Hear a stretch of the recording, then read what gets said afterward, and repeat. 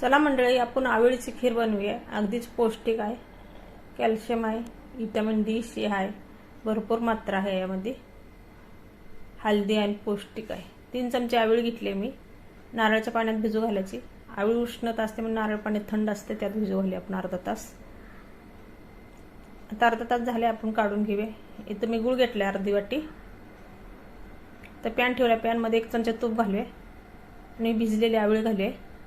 चांगली परतून घ्यायची तुपामध्ये व्यवस्थित। तुपामध्ये परतल्यानंतर आपण त्यात पाणी ओतूया 1 ग्लास। आज पाण्यात शिजवून घेणार आहे आणि गुळात गूळ घालणार आहे। दुधात नाही शिजवायची, दूध फुटतं, नंतर आपण दूध घालणार आहे। जेवढी पाहिजे तेवढी आपण दूध घालून खीर खायची ही। आता गूळ घालूया, गूळ चांगला इगरून घ्यायचा। ज्याला सांधेवात आहे, वाय आहे, त्यांनी खाल्लेलं तर खूप फायदेशीर आहे। डायबिटीस असेल त्यांनी, गरोदर बायकांना नाही खायची, डिलिव्हरी झालेल्या बायकांनी खायची, बाळाला दूध द्यायला मदत होते भरपूर। वेलची पावडर टाकून चवीपुरतं थोडंसं मीठ घातलंय मी, मिक्स करून घेऊया। अशा पद्धतीनं आपली खीर लगेच शिजते। आता इकडे गॅसवर मी दूध गरम करून घेतले, वाटीत दूध घाले।